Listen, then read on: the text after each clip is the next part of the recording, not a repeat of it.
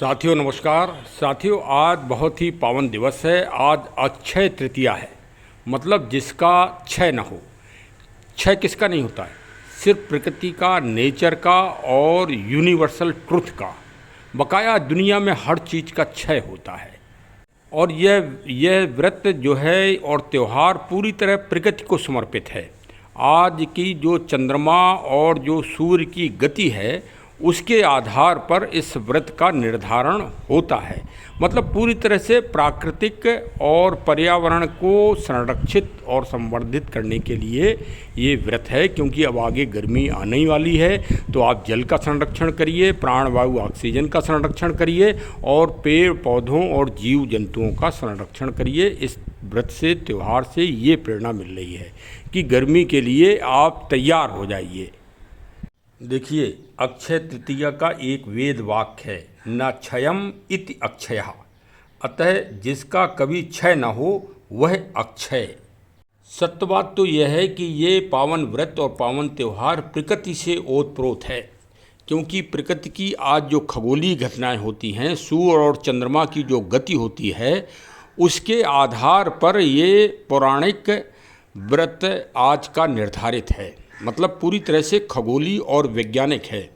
सनातन व्यवस्था के जो त्यौहार हैं वो प्रकृति की संरचना पर मानव शरीर के स्वास्थ्य व उत्सर्जन को ध्यान में रखते हुए निर्धारित किए गए हैं। अच्छा, अब अक्षय मतलब क्या ऐसी चीज़ें हैं जिनका क्षय अगर हो जाए तो व्यक्ति का जीवन समाप्त हो जाएगा? सबसे पहला आपको बता दें, प्राण वायु ऑक्सीजन, जिसका क्षय कभी नहीं होना चाहिए, वो है अक्षय का पहला प्रारूप। वो किससे मिलेगा? सबसे ज़्यादा मिलेगा बट वृक्ष से, जिसको अक्षय वृक्ष कहते हैं, जो प्रयागराज इलाहाबाद में श्री पावन संगम गंगा जी के किनारे स्थित है आदि और अनादि काल से, जिसका श्री रामचरितमानस में भी प्रभु श्री राम जी के समय विवरण भी अंकित है। एक तो वह क्षय से हो गया अक्षय। सुनते चलिए, बहुत ही आपको मोटिवेशनल और प्रेरणात्मक अक्षय का आप प्रारूप सुनिए जो वैज्ञानिक है। इधर उधर की बातों में मत आइए, न कोई रूढ़वादिता करिए, लेकिन वैज्ञानिकता को पकड़िए। हमारा चैनल का मुख्य उद्देश्य यही है कि वैज्ञानिक और प्रकृति से जुड़िए, आप प्रकृति के तत्वों को पकड़िए। दूसरा अक्षय क्या है? दूसरा अक्षय ये है कि जल ही जीवन है, तो जल को भी अक्षय का प्रारूप प्रदान किया गया है। तो पहले प्राणवायु को सुरक्षित करिए। प्राणवायु को सुरक्षित करने के लिए आपको जल तत्व को सुरक्षित करना पड़ेगा। और जल तत्व को सुरक्षित करने के लिए आज की तारीख में कम से कम 11 पेड़ पौधों को जल जरूर दीजिए। नहाने के बाद जो आप तुलसी जी में आज 1 लोटा पानी चढ़ाते हैं, वो आज उसको डिवाइड कर दीजिए और 11 पेड़ों में, जिन पेड़ों में कोई पानी ना डालता हो, उन पेड़ों में आप पानी डालिए। वो भी बट वृक्ष, बरगद, आंवला, अशोक, बेल, इस तरह के जो दिव्य वृक्ष हैं उनका संरक्षण करिए, तब आपको अक्षयता प्राप्त होगी। मानव कल्याण के लिए कुछ काम करिए। अपने लिए तो सभी लोग करते हैं, मानवता के लिए करिए। जब एनवायरनमेंट अच्छा होगा, प्रदूषण रहित होगा, तो सारे जीव जंतु और प्राणी सब मतलब खुश होंगे, खुशहाल होंगे और सबकी प्रगति होगी।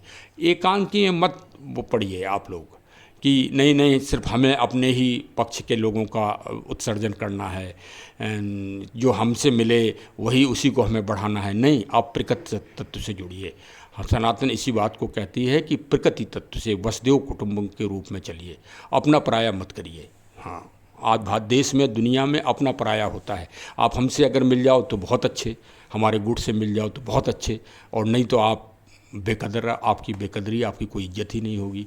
तो इससे आप लोग मत पड़िए, संकीर्णता में मत पड़िए, विकराल रखिए, प्रकृति की तरह प्रफुल्लित होइए।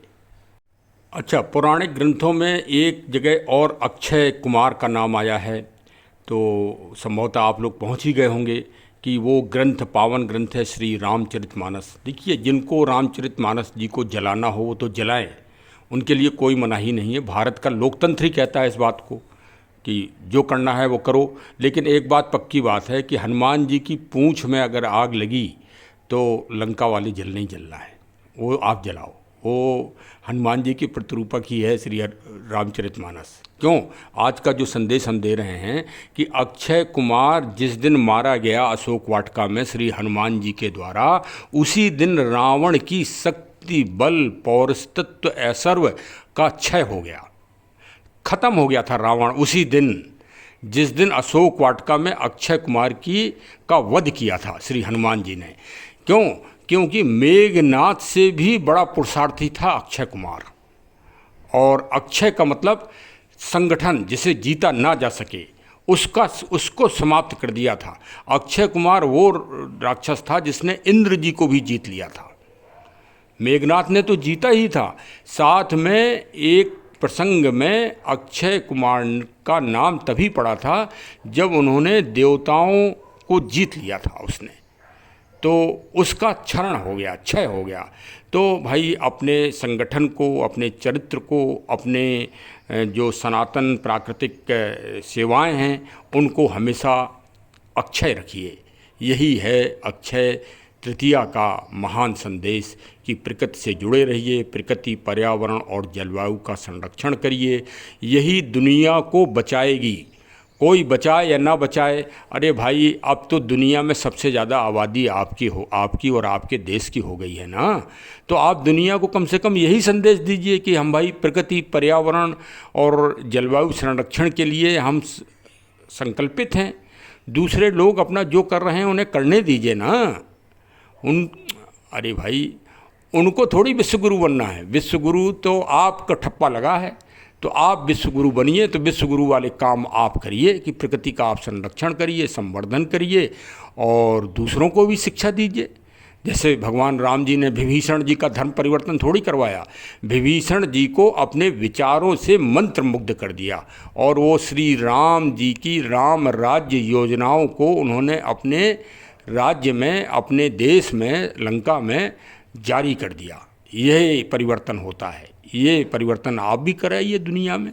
हमारे जो उत्तराधिकारी सरकार के लोग हैं, मंत्री जी लोग हैं और जो प्रबुद्ध वर्ग के लोग हैं, वो वही प्रचार प्रसार करें भारतीय संस्कृति का, भारतीय पर्यावरण का।